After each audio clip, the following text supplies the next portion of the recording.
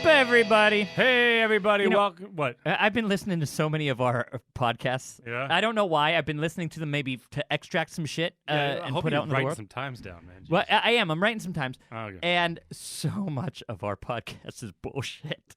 Yeah? It's great, fun bullshit. But when we jam, we'll jam for sections of 30 fucking minutes on something. Yeah, man. It's nothing, dude. It takes no energy. I'm not changing just to shit. jam. Hold on. No. Let me untuck my shirt a bit here. We're all done. First off, let me say this is your podcast for October 17th, 2020. How the fuck are you doing? And then I would like to say it's the same way I teach my voice lessons. I say some hardcore, aggressive, critical shit, and then I immediately soften it with a couple jokes, and ha ha ha, and we chat, and then we sing it again, and then I do and hardcore that's 45 criticism. minutes. I'm like, you are not blah blah blah. Man, what a racket you're running. And then I see the pain in their face, and then I crack a joke. I'm like, what if the Easter Bunny come in your mouth? Anyway, What? I don't know, man. What? I don't know. You forgot the criticism, though, didn't you? Yeah, oh my God. That's perfect. Yeah. I honestly forgot about everything you said Yeah, before that it's because like- you were talking about Easter It's bunnies like good coming in cop, people's mouths. bad cop, or something. I don't know. Mike and I are pretty happy to be able to relax this weekend. We just got done working hard, and so Huge fucking success, this recital, dude. yeah, it was huge. Great success. And so we're looking so forward to doing a bit of good. relaxing this weekend. It was so good. Bravo, Jared. The songs, the Words of Reason, your song cycle is titties. Tittos. It's tatows. Yeah, man, it was good. People liked it. People responded better to it than I thought they would. You know. I mean, I expected people to relate because it was clear. If you guys don't remember from the last podcast, the subject of that recital was going from being a very strong believer in God to being a non-believer in God, and the concert sold out. And I thought to myself, this is not a concert where, if you're reading about the concert, you're not going to buy a ticket on kind of a whim, I don't think. You got to be, I think people who are buying that ticket are like, that's a subject I'm interested in. Yeah. It's not like, let's hear some Mendelssohn and let's hear some Brahms, right? It's not that at all. It was very, very specific. It was, all of it was 20th century music. And half of it was composed for this concert, but it was a huge fucking success. People loved it. I was surprised. We had this Q&A, and Mike and I had thought that maybe people would use it. It become like a political thing, where people get upset or something. But it became kind of like a group therapy session with people being like, when I came out as a non-believer to my family. Do you know how much that meant to me? Yeah, a lot of people opened up about the hardship they had with it, and it's funny because I've never really thought about it because I had a very free childhood and a free life, and I was kind of able to do whatever I wanted, But I never thought about how hard it would be to come out to a lot of people, to their family as that. But people were like, it was really hard. It ruined my life. I still can't talk to my parents. Right. I can't go back to my home country because of this. Yeah. And I was like, fuck, this is heavy. I mean, I might have tried harder had I. There are places in the world, and we're not going to give any. I don't want to give any actual details away. Yeah, because neither am I. People confided in us because it's such a topic that affects so many people's lives. That's why it was an important thing to do, because it affects so many goddamn people's lives, and we don't really give it the credit, right? And heretics in some countries today, to be a heretic is illegal. Yeah. You are not allowed to leave some faiths Okay. in countries. Wow. In actual countries. It's an actual law on the book. Wow. And we forget about that. For me, it was, Sundays at home are less comfortable because I've made my choice. They made theirs, which I'm fine with their choice. Of course, it's I begrudge them nothing. You think what you think, but there are some people where it's not that simple, and we forget that. And the people who came out and saw the concert and enjoyed it, and it meant something to them. That's the only thing you can ask for in art, is that it means something to somebody. Well, that's what I have to say. I have a little bit of respect for you. Well, I got a lot of respect for you for doing this, but as an artist, you should have something to say. Right. And a lot of people are still looking for their voice, and I understand that because I'm not quite sure if I've found my thing where it's like this is my thing I want to say. I want to be heard saying this. No. I haven't really necessarily found that yet. But when you give a recital, you actually said it in one of the interviews you gave, which you guys can find online if you're curious. You said that. Hold on. I remember. It's the part where he says, "Well, this is kind of starting a trend, right?" And I said, "Well, look, I don't know about that, but if it starts any kind of trend, I want it to be not that you do." Oh, not sorry. that. But also, you said like when people plan a recital, they usually just say, "Oh, I'll That- do some that. Debussy and I'll do this type of stuff." So maybe we're talking about the same thing. Same thing. But you said you took the opportunity to say something, and I thought about it, and I was like, if someone had thrown a recital at me, I might, since I don't really have a specific thing I want to say, I probably would have done shit I thought was cool, or I would have found a theme, songs of love, Right. songs of sadness, like, songs of Easter Bunny come. Like, I would have found something, like...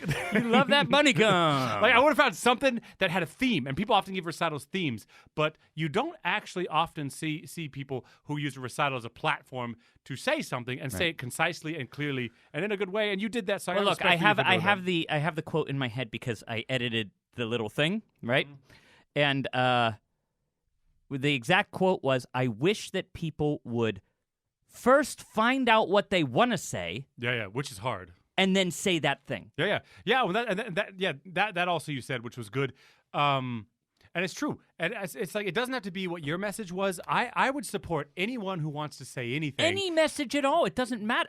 But especially if it's authentic. You know what I mean? And in today's world, you have a lot of this virtue signaling, I guess it's called. That's the buzzword these days, where it's like you act like you're how would you describe virtue signaling? Like, you act like you are interested in some sort of political trend because it's popular to, but then as soon as it goes away, you never talk about it again. I once saw a recital, which I don't know whether this actually helped me get the idea to do this concert, but I once saw a recital. It maybe wasn't as fleshed out as it could have been. Like, it could have been maybe a more cohesive program in the end, but that's just a problem of programming. But the idea was to represent coming out as gay. And I thought to myself, I was touched by that program. I mean, that guy was saying something. Yeah, he was actually saying something. And, now that I think about it, the two are quite similar. Yeah. The two are actually quite similar. And when I came out as atheist to my parents, one of the places I found the most insight was you will find YouTube videos of people who are gay talking about how they approached their parents, right? What they had to do and the struggle they had with their parents accepting it or not accepting it. That's where I found the most guidance from those videos, because there was really no other guidance. You for mean me so for in you're that coming out situation. as an atheist, you look at people coming out as gay. Well, look, because it's a similar thing. Exactly. It's almost the exact same thing, right? A lot of people. To religious parents, at least. It's Exactly, like, it's to almost the religious same thing. parents. Yeah. And that's the problem that a lot of people have, is when they come out to their families, there's this innate fear that your family won't love you the same way, right? That was, of course, my fear. Yeah. Religion to us, as I wrote in the program notes, religion to us was not just a set of thoughts on the state of God and the universe. It was more of a culture. It was more of a way of being. Sundays weren't just going to church. It was after church and being together and love and unity. And to give up the thought of believing in God felt like giving up on that, and it was terrifying, right? It's like you're turning your back on your whole family culture. Exactly, and people who are gay, and when I listen to people tell their story about that, I oftentimes relate very, very much to it, because I had the same fears, and it wasn't easy in the end, because religion is important to my family, and in the end, we found a way. But it took time. It wasn't comfortable. As singers, like people say, like, go up there and risk something. And a lot of singers interpret that as meaning, like, try to sing a high note and maybe your voice cracks, Right. But like that is a certain amount of risk, and stuff like that.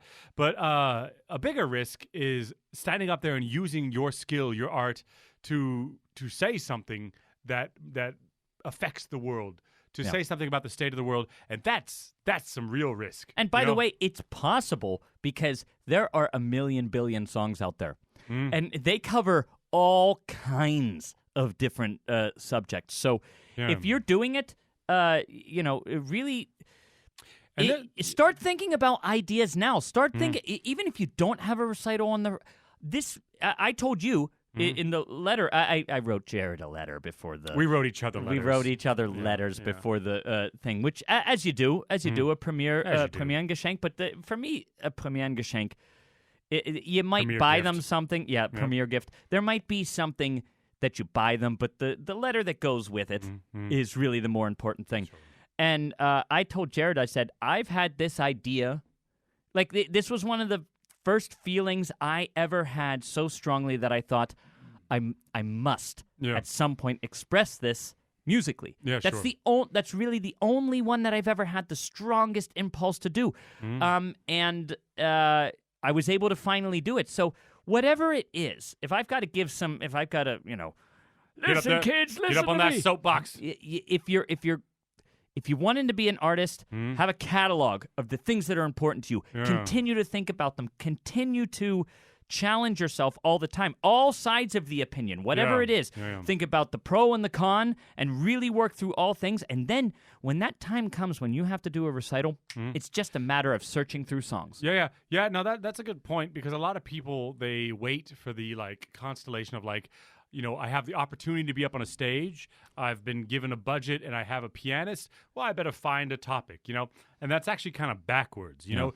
Like I have an opera I want to write. Mike and I've talked to you about it privately for at least over a year or two now. Yeah, but it's it's there. The idea's there. I'm slowly piecing things together, but I haven't had the chance. And someday there will be the opportunity to do it, and then I will be clear on it. But you don't want to be figuring it out when it's time to do it. It's the same way. That's exactly right. It's the same thing when I tell my students about singing high notes. It's I'm don't be creating the high note as you're singing. It's have it ready, and when the time comes, it just happens. That's a great analogy. Don't be creating the high note as you're singing it. You've already created it. Yeah, you Which created Pavarotti said something really similar. He said if you can't hear the note in your head before you sing it, if you can't actually hear the note, you're done. Yeah. Pack up and go home because you're about to fucking embarrass yourself. Well, and people do that a lot. It's you're kind of creating this moment while it's happening, Right. And it's the same thing. It's okay, here's a stage. You have 2 months to put this show together. Here's your performers. And you're well, what do I really want to say? That's the wrong time. It's the wrong time to do that. You just have time to organize it, It has never been a success. Anytime I've ever seen it, because it's completely apparent when somebody doesn't quite know yet what they want to say, right? Yeah. When they're just doing something.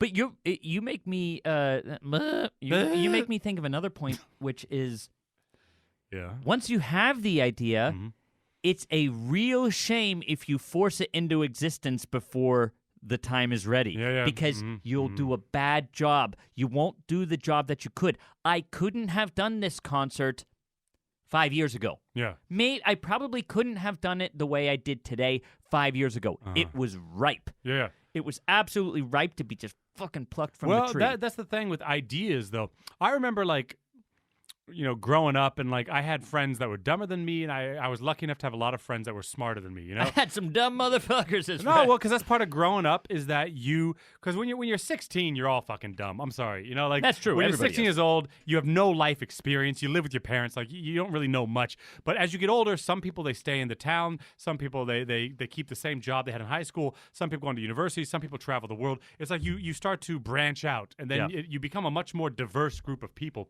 And I remember I played in a rock band back in Seattle, and the drummer was he had a PhD at 20. He was studying to cure deafness with fish scales because fish hear through their scales.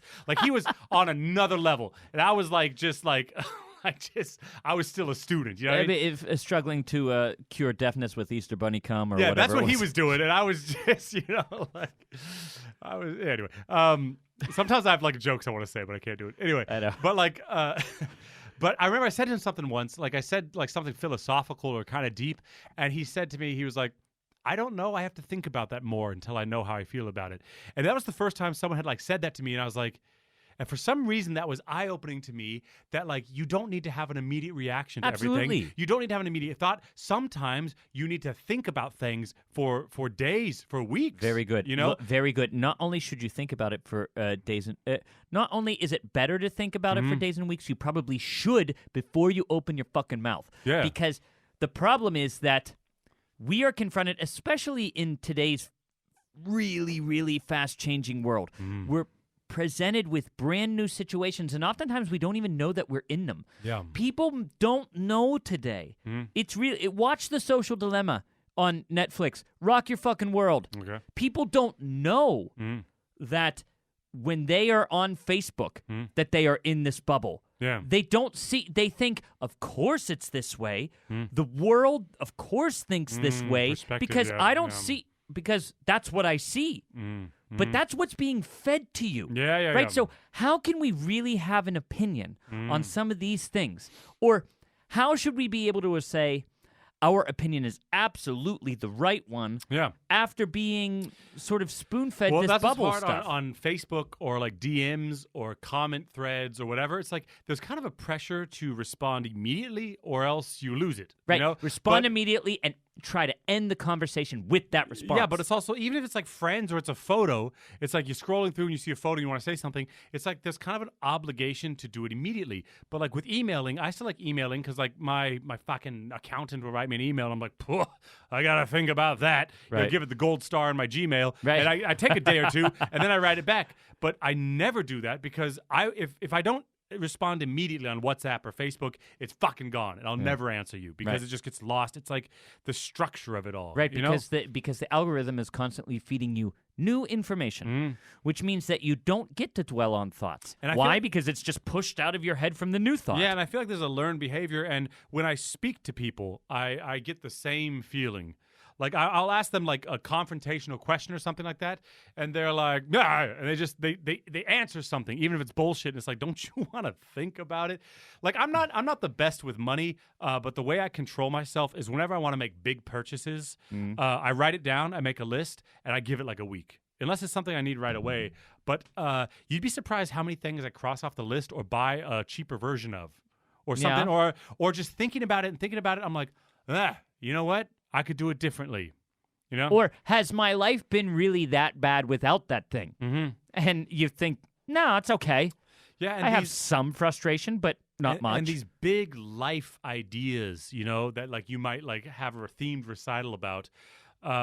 They take time. They take years of perspective to truly understand something enough to get in front of a diverse group of people from age 20 to 55 of all different backgrounds and speak to them about it. They take time. They take hard time. Yeah. And oftentimes what they take is paring down, meaning if you want to do a recital about water, what about water? That it gives you life, that people drown in it, that there's nothing that doesn't have water in it, that it somehow has a makes nice sex sound. drier. Yeah, you know. somehow, what the fuck? How can that be? Yeah. That's one of the for some reason, like when message. you're young, the shower seems like the most romantic place. Where are you going to have sex? In the fucking jacuzzi, in the shower. No. You get old. There's not a person above 30 who's like, don't do that. No. What the fuck are you talking about? Yeah.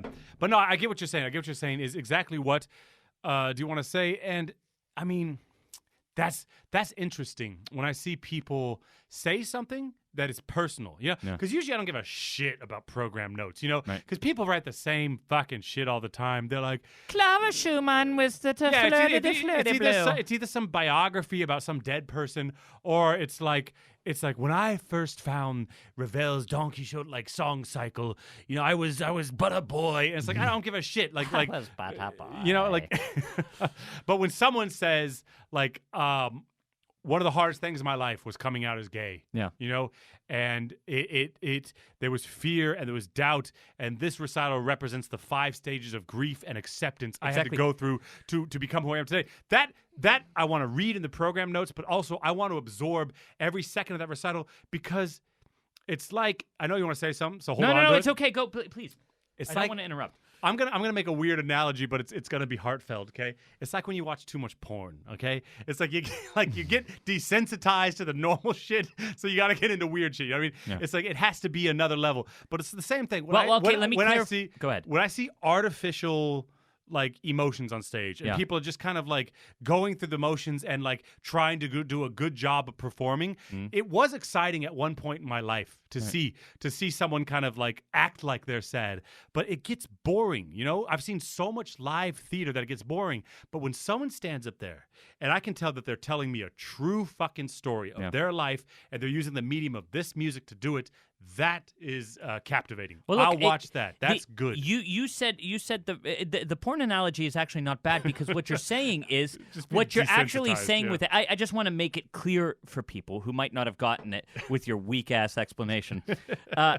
What you're saying is that the genuine expression of a particular idea has now become rare in recital giving. Yeah. And so rarity is, of course, rarity produces higher value in anything. That's basically basic fucking economics.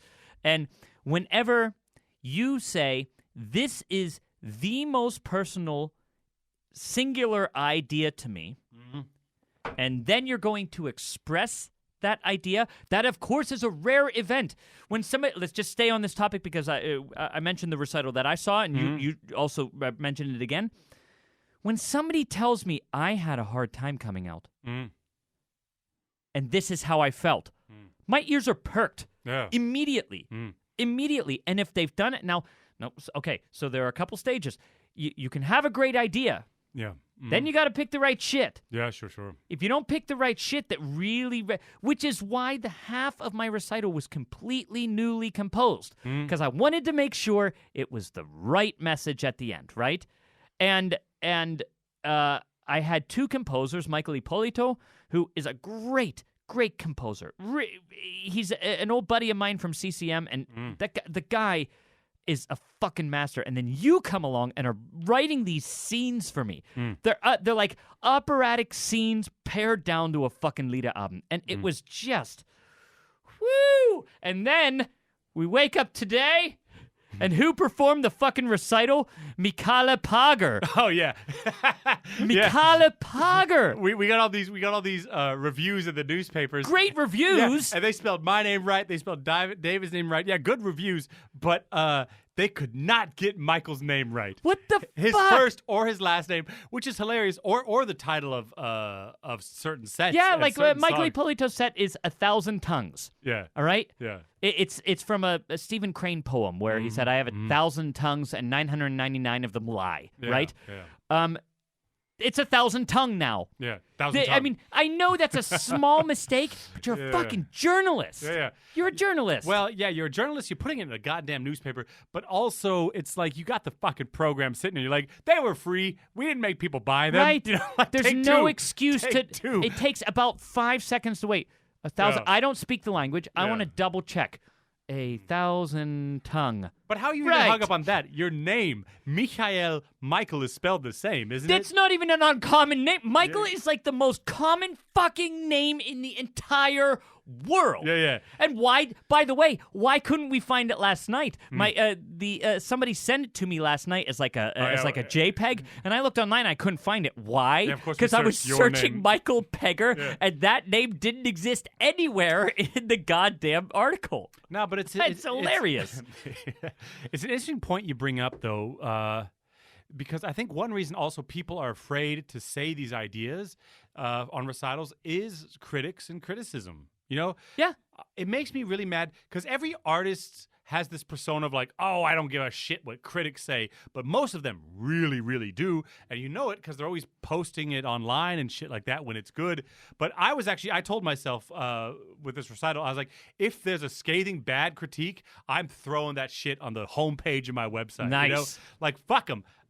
See, you went different than me. I promised myself I don't care how good the review is. Yeah. I'm not posting it. Yeah. I'm not doing of that course shit. I never post but good reviews. You are going the next level and saying if it's a bad review, that's my badge of honor. I would love to. If someone ever was like, fuck Jared and fuck the music he wrote. I would be like homepage of my website because I'm sorry, it's the exact same thing. We're talking about the recital. How many like every opera singer's homepage is the same. It's the exact same, you know.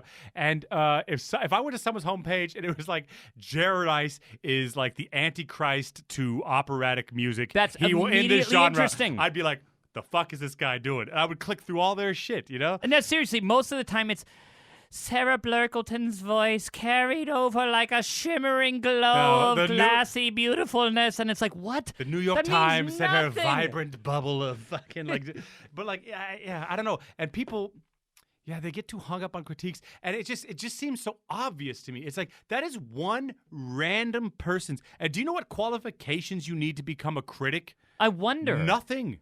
I've often wondered. I mean, I'm sure for like, okay, like don't get all fucking pissed off, like people listening, but like, I'm sure if you're a critic for like some opera magazine or something like that, but I know a lot of singers who tried for a while and they were like, I'm an opera critic now, you know, and that's like how you do that, and then you convince someone to let you be an editor or critic for their publication or whatever. These days, there's a million blog and online publication things, and it's like then you leverage that to get a job at the local paper, and you're an opera critic now. It's like I don't think there's a school of training. I don't think there's a vetting process. Is That's there? right. And who would do it? The editor of the paper? I mean, like, I think they're just like, oh, we need somebody to do We that. need someone, and I think it's word of mouth. I think it's like, oh yeah, well, like John loves opera. You know, like get him in there. Yeah. Because you and I were talking about it last night. It's like It's interesting. They sprinkle in these like musical buzzwords. Yep. And it's funny, you hear the same adjectives and like vernacular in all the critiques because they're all reading each other's and becomes this regurgitated cycle of fucking trash. Like, who gives a fuck what one person thinks? They shouldn't. Seriously. I don't know. The cool thing about it is, Why do they even critique shows? I don't know. Like, I does honestly it help people don't know. go? Like, I guess people read it in the paper and they're like, "Wow, this is a good show." By the We better way, I fucking was go. grateful. I was grateful for the nice words that they. I want to say this very, very clearly. Okay. It was a good review. No, yeah, the good. It was reviews, fine. the They good liked the concert, and thank you for saying so. Right. reviews. Right. On the other hand, it should mean absolutely nothing, but it must mean something to me. I'm bitching about my name being wrong. Why would I be bitching about it if just it an wasn't? attention to detail. I mean, like if I was at when people misspell a word on a sign, I'd be pissed off. I'd be like, "Come on, man! Like it's gonna be up forever. Just fucking." Have you double-check heard that group Bed Zeppelin? Bed Zeppelin's great. What? Huh? Yeah.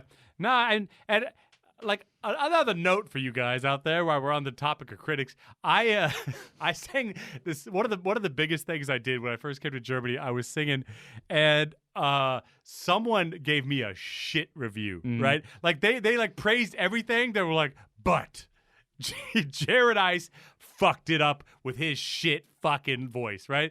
And it was like They said that? well, they obviously didn't say that in the paper, but they were like, because, yeah, I mean, like, retrospectively, I was singing something a bit over my head, you know? But they were like, Jared Ice underperformed. It's not his Fach. Who chose him to do this? Like, and it was some tiny thing. Like, they were Kinda like, nice of them. There were 6 or 7 papers. Everyone said good stuff, including about me. But someone was just like, fuck this guy. Yeah. Someone had a fucking problem with me, which happens, you know? Like, you can't stop it. And my colleague came back. They were like, hey, did you see that review about Oh, you? nice. And this is I was literally in the chair getting my makeup on to do the next show, you know? And I was like, no. And they're like, oh, they pulled it out like from behind their back. What and the they fuck? showed it to me, but someone did that to you also recently, didn't they? Like I'm not gonna say names. We were like having a show and they were like, didn't like someone like come up to you and they No, were like, they gave me their own personal critique 10 minutes before the show. Yeah. And it was really vague, and if I fuck up, it's my fault. Period. If I fuck up, it's my fault because I can't push something out of my head effectively enough, and I'm thinking about something else. But Yeah. I can absolutely say that I fucked up that night with text because I was thinking about that comment 10 minutes before the premiere. Yeah, you got to think about with people. Like I have this a lot. Like I've started like getting really into filming and like editing and this stuff. And I do a lot of filming of people who are not actors. And it's complicated because with actors, the expectation is you can be like, don't fucking do that with your hands. You know, don't look over there. Like, and you just direct them. But you can't do that to normal people. And so you have to find this line of like, how much can I like tell you what I need you to do to make this look better, but also how much can I say before I freak you the fuck out where like this becomes a whole lot worse. And you actually have a same amount of that responsibility with your colleagues. You know, you could give them advice to help them do better, but I don't care how strong a performer you are, like how much you say you don't give a fuck. Someone, the right person at the wrong time, could freak you the fuck out. Look, there is and a make you rule. have a bad show. There's a rule, period. Yeah. Keep your fucking trap shut unless that person asks you. Yeah, that's a good Keep rule of thumb. your fucking trap shut. Can I give you some advice? I mean, like, no. You can't. No. You Like, can't. You're my colleague. I'm not paying you for shit. So shut the fuck up. And the other way around, if you feel the impulse, literally just say, how would it... Golden rule, baby. Golden rule applies everywhere. Yeah. How would you like it? How would it affect you if somebody came up and presumed to know better than you about something I like to give that? them that medicine, you know? When a colleague comes up to me and they're like, hey, you know, I just wanted to say that when, like, you say this text, it doesn't sound very good. I was like, cool, because I got some notes for you, too. Yeah. I'm like, if we're opening the door, let's go both ways. Oh, that's true. I heard you doing that the other day, and I thought it was weird. Yeah. I know what you mean, because it's like when you always go for your high notes, right? Like your vibrato gets wobbly. Exactly, it gets wobbly, thing. and it sounds like an old, like an Easter bunny just caved in your throat. Right. Exactly. Hey, just one tiny last thing. Okay. The thing that's awesome about you wanting to put the bad review on your thing is you and I knew it was good and effective. We had confidence in it, so it didn't matter what anybody else said. Right? You gotta believe in yourself. You gotta believe in yourself, and that's really people believe in yourself. Okay. Let's tip it up, huh? Tippy tippy. Turn up later. It's kind of quiet. Do the noises today. Do some sex noises. Just the tip, love. Critique. Fucking weak. Critique this. You think critics are like critical at like all aspects of their life, like at home and shit? You know. Look, maybe, but if that's the case, then it's really sad because they must be so boring when they talk to their loved ones. It's so boring to hear that florid bullshit language, right? Yeah. It's ridiculous. Something I want to put out. Yeah. God damn. The adjectives. You know? Seriously, the fucking adjectives. Sonorous. Chill the fuck out with that shit. Seriously. You know, use what are they afraid? That is straight peacocking. Yeah. That is 100% peacocking. If you see a review that has sonorous, if it's not a word that you wouldn't use in everyday conversation, then it's basically not worth using. Do you know how many times I've had to look up words in English, like for my own reviews? I'm like, is this good or bad? Right. like I read the review and I'm like, I hope that was good. Which is the benchmark. Yeah. Which is the benchmark of it being good or bad is the communication. If you now look, not everybody can know every word, and maybe there are some words. Of course, there are some words that people use normally that I don't know. Sure. I didn't know the word nascent. I don't know that word. Right. It means to be like emergent. Oh, okay. Right? Good. Like from nashere or something, but like it's to be birthed, right? I didn't know that. Okay. Turns out it's fucking common. Yeah. I didn't know that. Right. But somebody used it and then it was like, okay, cool. Then now I know it, right? That's fine. Yeah. But it's pretty clear whenever somebody's just trying to use words because they have a thesaurus at hand. Yeah. And I would also say, man, I have to check myself on this sometimes too. But like, there's a big culture in classical music of like not liking something, meaning you're like above it or a better musician. Yep. You know. Yep. I like most shit I see. Yeah. You know what I mean? I go to the theater in Mannheim and Mainz and Frankfurt and Stuttgart and Berlin and Hamburg. I see small shit. I see community shit, and most of it's good. I find something to appreciate in most of it. Yeah. You know?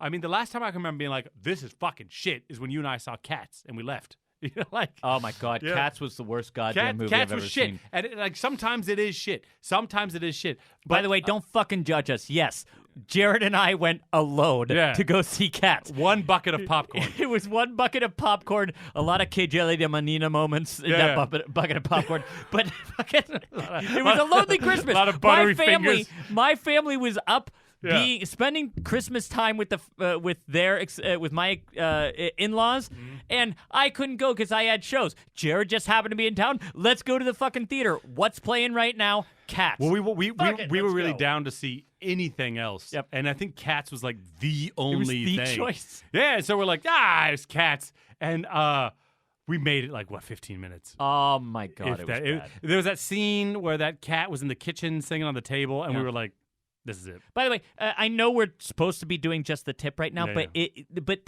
this show has kind of become about critics, which is really cool. This episode. Okay. Something that has happened Mm-hmm.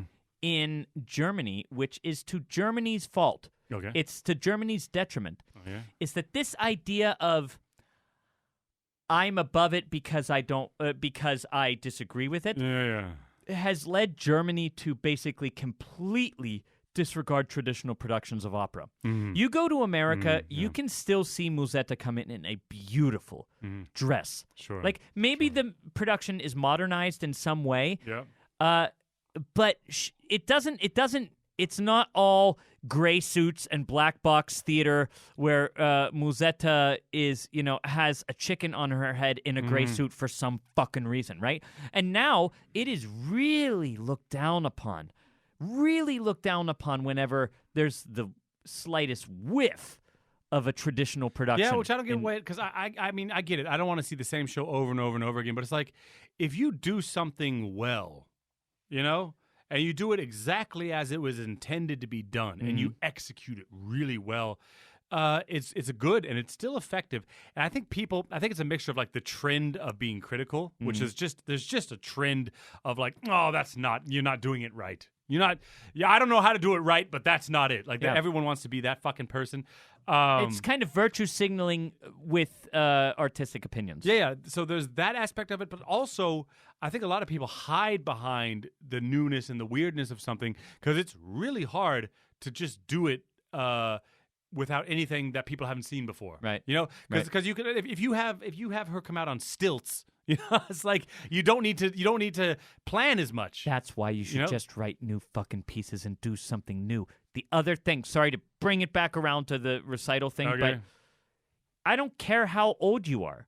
You could be a student if you want. I mean, there is a certain amount when you're a student you should be a recital serves as a training tool where you can work on standing in front of a public, and you with your teacher you choose certain repertoire to make your voice work effectively. You got to do those sorts of recitals when you're training. I get it. Yeah. But when you are ready to start saying something, pick some text and fucking call the composer that you met in college and ask if they want to write something. There are so many composers out there. So many. That are writing good music.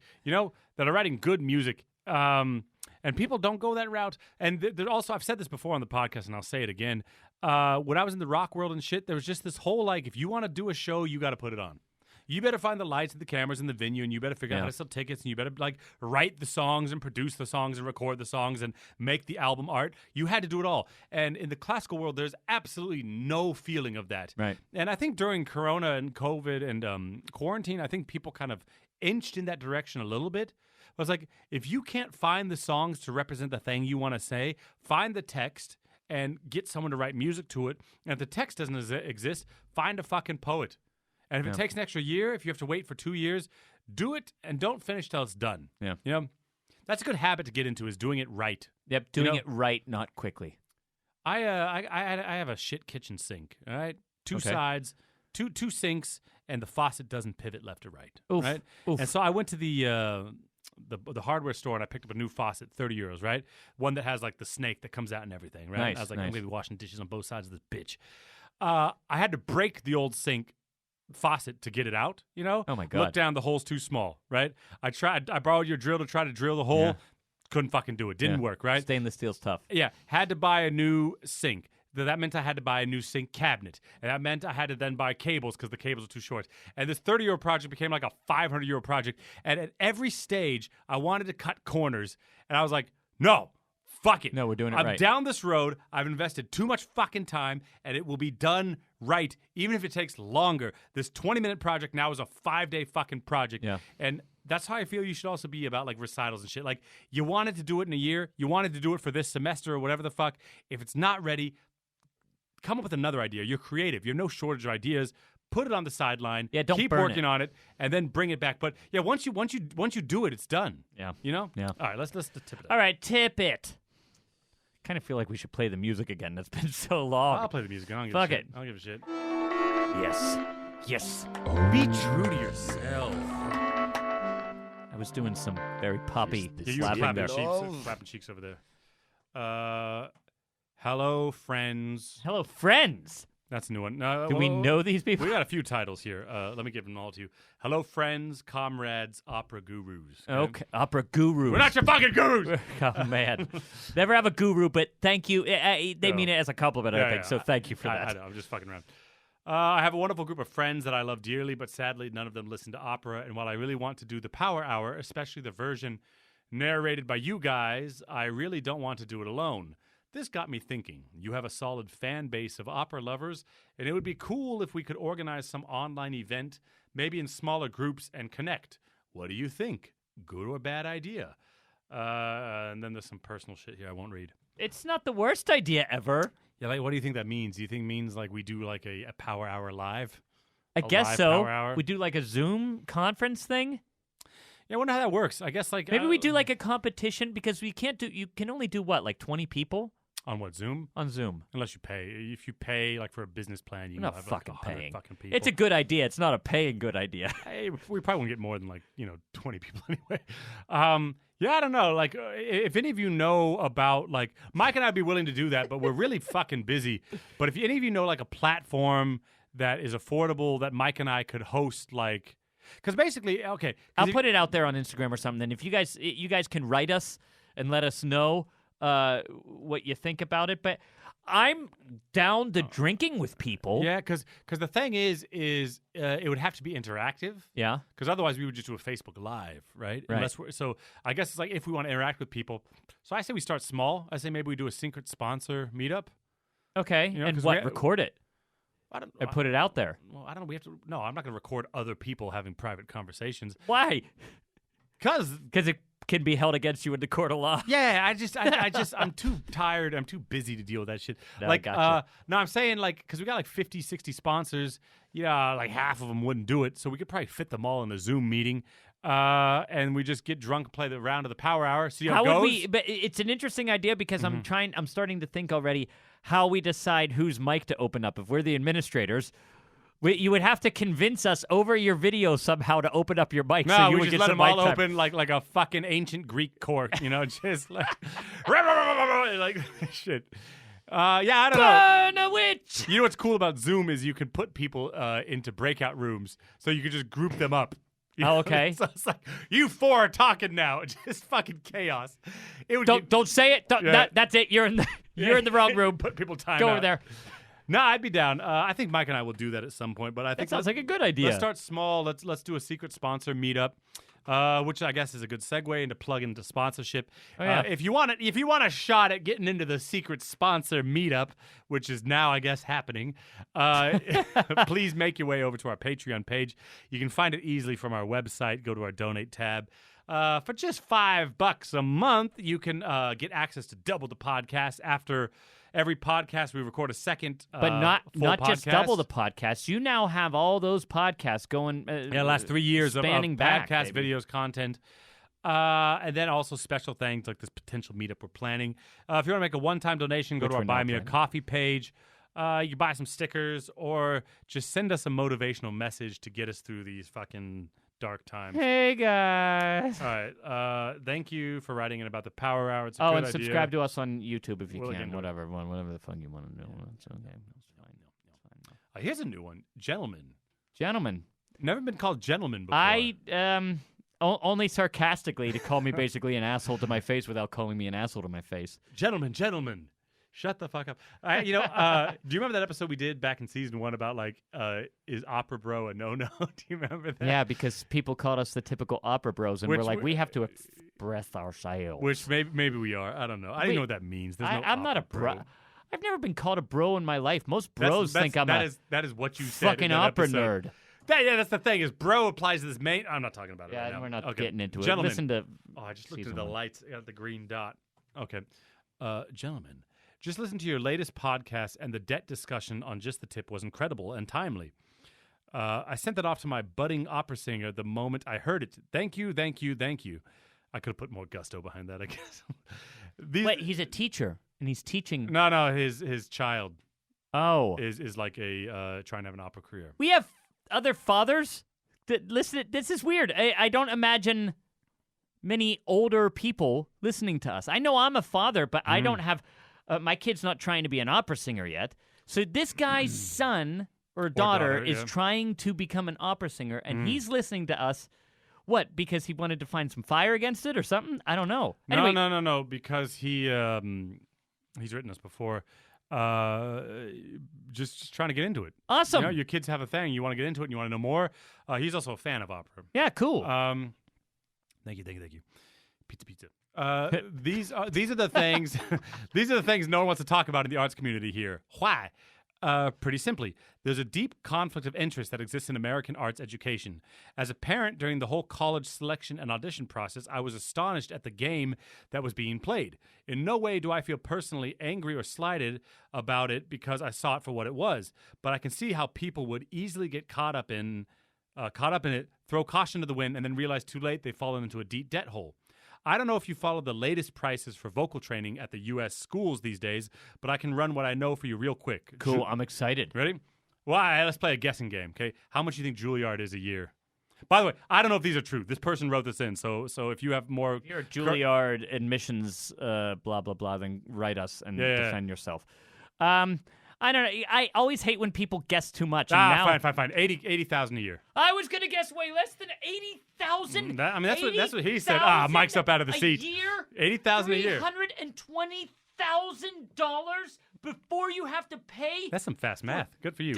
Before you have to fucking pay for living in New York City. Oh, cheap town, by the way. I mean, you can get it for a song. What the fuck? So, hey, man, there's more schools. Chill. You're going to get angrier, so just calm down. Juilliard, $80,000 a year. Eastman, $75,000 a year. Carnegie Mellon, $78,000 a year. Yeah, Carnegie Mellon's expensive. The thing is, Carnegie Mellon has a good reputation as a music school. It's not like... Didn't Grobes go to Carnegie Mellon? Yeah, Josh Groban. But he went for musical theater. The musical theater program is, as far as I know, more renowned than the classical singing program, which... I would have stayed and tried to go to Carnegie Mellon if it at my time were at the level of CCM, but it wasn't. But Carnegie Mellon is such a good school and so many other things that the price goes up. But $78,000 is still way fucking ridiculous. I mean, you're talking about like over $250,000 for a fucking 4-year degree. Listen to what in Jared singing. just said. Over $250,000. And I don't know what the interest rate. I'd be curious. I mean, of course, there's no interest rates on the price of admission. Have we gotten to the highest one yet? Yeah. Juilliard was the highest one, $80,000. So look. You're taking out $300,000, $320,000. You know, like let's say you get a good interest rate, which is 5-6%, which is obviously still fucking high as shit. It's like you're still talking about paying $1,000 a month in interest. You know, that's so much money. You're still talking about paying $1,000 a month in interest. And look, let me tell you, as someone who has friends, my friends have sung at the Met and they've sung at Deutsche Oper Berlin. I know how much money that they make. You're not paying that shit off, man. You know, it's like unless you're like part of the 1% that like had this fast track immediately after and you blow up. It's like, man, I don't know how there's not that much money in classical music. You know? By the way, can I tell you something that I learned about the money system recently? This is actually really crazy because it gives you a perspective about what little risk that the banks take in giving you a loan. Did you know the vast amount of money created in the world is created privately and by banks? When I go and I buy a house, they don't have that money and take it from other places and give it to you. That's not how a loan works. That's not how loans in today's society work. There is actual hard currency that the Fed creates, or that a central bank maybe in Europe creates or something. But when I take out $320,000 for a loan for a house, now I'm not sure if it's the same for a fucking degree, but when I take it out for a house, that bank clicks, create, and then they have created $320,000 out of thin fucking air. You pay that back, and that goes straight to the fucking bank with interest. It costs them nothing, but it costs you $320,000. I mean, if you have a house or something, you can at least justify that because you're not paying rent then, you know? So, well, you have a physical thing that has value. You have a physical thing that has value, and you would have been spending that money anyway on rent. Yeah. So a degree only has potential value. Right, has potential value, and the potential in the operatic world is much lower than if you're doing something that actually creates, that actually has monetary value outside of the artistic value outside of the artistic and like just to be very clear, Mike and I, we love opera, we love the arts, obviously, but we're just saying if you start getting fucking money involved, I'm not gonna go on the rant again because I said it last time, but if you start getting money involved, you got to think about it from a financial standpoint. Look, let's take another example, just real quick. By the way, I want to get back to his email, because there's some good stuff later. When you could compare it to something, people like to compare the arts to sports all the time. Okay. The NFL does not operate on a loss system. They make profit. Yeah. The artists, the athletes, make millions of dollars, but they create with the product that they put on the field many, many, many, many more millions of dollars that support an entire industry. Opera, on the other hand, doesn't work that way at all. Yeah, it only subsists only. It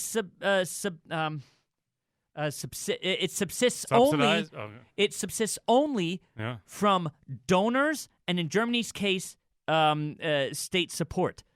So what you're doing in the end, you are, as an artist, creating a product that doesn't actually, in the end, have a positive net value.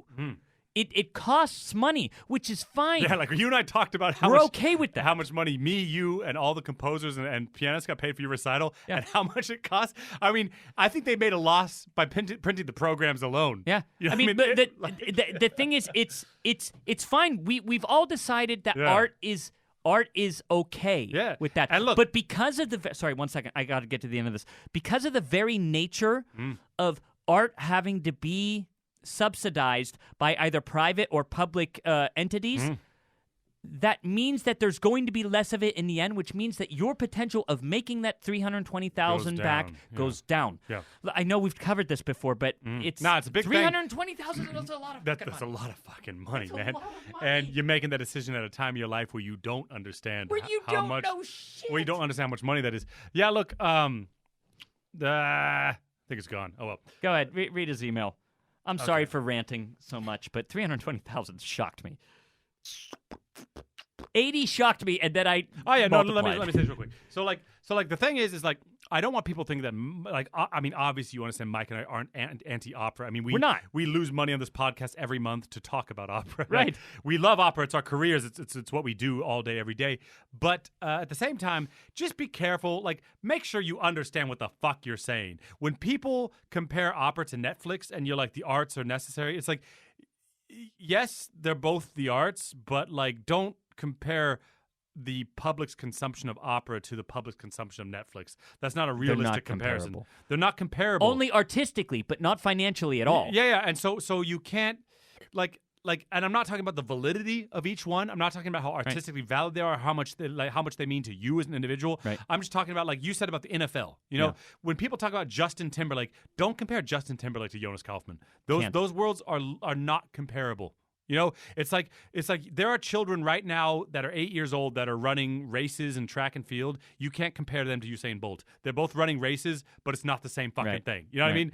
The amount of fucking money in pop music, the amount of money Kanye West makes compared to fucking Anna Netrebko. Yeah. You know, the amount of money any shit Netflix show makes compared to the best Met production. I mean, don't act like that's the same. You know? Yeah, I mean, it's the number just, and the number of people consuming it. Too. And the number of people, the number of money going into it from a production standpoint and money being made from all standpoint. sides. So all sides. The amount of people it employs, the amount of production, the amount of whatever. But it's like, because when you're a young college student, you see all this shit on Facebook, you know, like the arts are necessary. Like, they're like, you all watch Netflix during fucking quarantine. Like, yeah, that's true. But don't let that motivate you to go 3300,000 in debts because the world needs Netflix. That doesn't equate to you doing opera. These rants that we go on literally come from sympathy and empathy that we have for people who we've heard. People, you guys should know that just because we have this platform, people write us. Yeah. People write us, and a pretty significant percentage of those people are people being like, what should I do with my debt? And it is heartbreaking. Yeah. Because I don't have any other thing in my head besides either you have to become undeniably good at what you're doing so that people will pay you, or you have to invent a time machine now. I would still be careful about that because it doesn't matter if you're undeniably good. That's not how it works. That's right. That's not how it works. Skill does not equal money. And yeah. So look, I'm just tired of my friends being fucking broke. I'm tired of being broke because of debt. And so Mike and I rant about this because it comes from personal experience of people we know, good people that are good artists, like who could have a better life, but they made a decision 15, 20 years ago. And remember, that will follow them till they fucking. And remember, art costs nothing. Yeah. Making art, you being an opera singer, costs nothing. It costs something to learn, but it is also your responsibility when you're starting this thing to find out the most effective way to learn. That also means what is the most economic way to learn. Yeah, and I don't know if Mike and I have talked about this on the podcast before, but it's like you were talking about your interview the other week. Like Ives was an insurance guy. Who was it? Yeah, Ives. So Ives, I don't know if you guys know about him, but he studied. Yeah. He studied music, but decided I can't support my family with this. So he was a very smart guy. He went to Yale. He decided, I'm going to get into insurance. Yeah. Became independently wealthy, created art. Yeah. And with his own capital, published his songs. Yeah. And the thing is it's hard because you think like people romanticize this bohemian lifestyle, but do you know how hard it is to write music when you're motivated? It is impossible when you're fucking depressed. You know? Yeah. And if you're poor and your apartment's shit and you hear your fucking neighbors like screaming at each other and your roof's leaking, do you really think you're going to be creating groundbreaking art? That's not how human beings work. You will be sad. You will be on your side eating mac and cheese. Like, you're not going to be like sitting there like Mozart and Amadeus like in his final days writing Magic Flute. That's not you. That's not real fucking life. Right. You're going to be sad and you're going to die. Like... Merry Christmas. You know what I mean, though? You know what I mean? It's your art will be better if you are not concerned about health and money and a place to live, basic needs, which are the most important things. And imagine to a fucking human. Having a job that sustains you.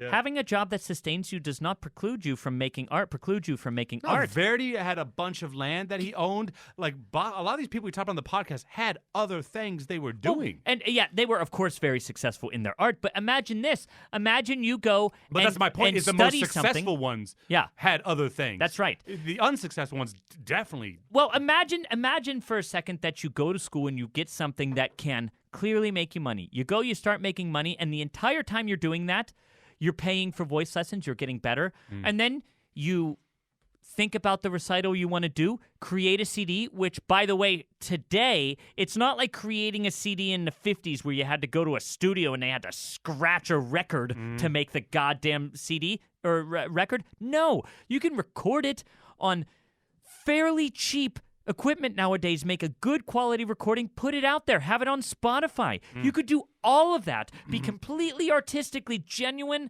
and legitimate, and not have $320,000 of debt. Well, yeah, and you'll learn skills. I don't know why people are so afraid of learning skills. Literally, the only reason I know how to play piano is because I couldn't afford pianists back in the day, and I had to make backing tracks for myself. Crazy. For audition arias. It's the only reason I know how to play piano. Yeah. Okay. I'm gonna read this email. Okay. Carnegie Mellon $78,000 a year. Oberlin $73,000 a year.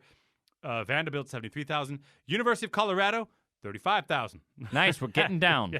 Which still is a lot. Which Still a which lot don't of be money. desensitized. You got to understand that, like in Germany, it's like $500 a semester. Yeah. You know what I mean? It's like $2,000 a year. God damn. Okay. So he continues to write. By the way, sorry, University of Toronto. When I went to school, Yeah. $4,000 a year. Jesus Christ. Because they have more subsidization, In and Canada. they also don't do this fucking crazy, stupid, huge campus like you see these monster things. Yeah, like they fucking, don't get like themselves into so Hagrid's much gonna debt. come out of nowhere. Right. Okay. As you can see, there are now people running into 300,000 realm for these degrees. It's absurd, and in all cases should be considered a total luxury. Yet, way too many people look at taking on debt for this as no big deal. I do not see how this ends well for a lot of people. I also can't fathom how this keeps working if the market for opera stays so niche. But maybe between your podcast and this hot genre they're calling high opera, growth is coming. I think not, my man. Nope. On a personal note, I hope, but no. on a personal note, there was no scenario where we were going to pay full freight for any of these schools. Yeah. I won't allow education debt. It's one of my rules. However, we had some luck. Some of these schools through scholarships, which ended up making for an extremely difficult decision between downright cheap and somewhat costly, but not too costly. Ultimately, somewhat costly won the day based on a deep connection with the vocal teacher. But your advice on grad school will be heeded, and I must thank you profusely for putting it out there. Germany is absolutely on the list, as are the smaller schools that need GAs and TAs. As the dad of an opera singer, I can be looked at as kind of a buzzkill with what with my dream-killing stories of financial issues. And I'm extremely lucky. I fucking love this guy. Who is he? I'll tell you later. I can't say it on air. And I'm extremely lucky to have family of realists. I can't imagine what the families with all dreamers or just one lonely realist are going through. For opera hopefuls, I like this sentence. For opera hopefuls, it's a very short trip from let's consider the likely scenarios to you don't believe in me. But you guys, as professionals saying these things out loud, you've done a tremendous service. I apologize for shouting, but, and there's all caps here, you are helping the necessary voice of reason be heard in an emotional shout place. better than that. Me? Shout it, baby. Give the reading it deserves. Fuck you are helping the necessary voice of reason be heard in an emotional place. You are helping real people, and I wanted you to hear that. Thank you for doing what you're doing. No, it's true, though. It's true. I understand completely how it's very hard to talk to your child, you know, that wants this dream, and they've dreamt about this since they were 12, to say, like, I don't know if that's realistic. I don't know because like you said, maybe you're part of the 1%. Maybe you're the one person that's a headliner at the Met every year and you're in demand and you pay this shit off in 2 years, right? You write a New York bestseller, you know, about your fucking path to being an opera singer and you're singing at the Super Bowl. Renee Fleming did it, right? Like, why not you, right? But like, and I could see how as a parent you say, yeah, but that probably won't be you. Yeah. And that must be a hard conversation to have. Absolutely. Well, look, I did it to my parents. I remember having this exact thing. Oh shit! It was pretty downright cheap. To I got a scholarship at both places, but the one I was going to be a big fish in a small pond, and the other one I was never really a big fish. I just thought they apparently thought something of me because they gave me a good scholarship at the smaller school, but the bigger school was like, we got a lot of you. Here's something, but we got a lot of you. And I remember being like, please, just do it, right? Do it, please, for me. And they gave in. And sometimes I think to myself, I have a colleague. I'll tell you a story. Oh, shit. I have a colleague in Germany that came and guested at my house. Yeah. At my opera house. And he went to that school and not even for voice. He went and studied piano, and then school or the cheaper school. The cheaper school. Okay. And he studied with a tenor on the side that just happened to be living in that small town. It's a big school, but it's one of those big schools that basically comprises the town. You know. Yeah. And this Helden tenor that was there, he just studied on the side, has a career now. Yeah, on the same stage as you. Great singer. Yeah, you see it all the time. And he did it, and I think to myself, maybe... Also, the smaller school had very reputable teachers. Yeah, very good. But it doesn't matter. I know we got to cut this short because we got to record a whole nother podcast and we got like shit to get to, but I just want to say... Mike and I have a lot of friends that came out here. Best training in the world. Curtis, Juilliard, AVA, all that shit. And a lot of them fucking quit. A lot of them quit and went back home. And they quit for reasons that they never would have predicted.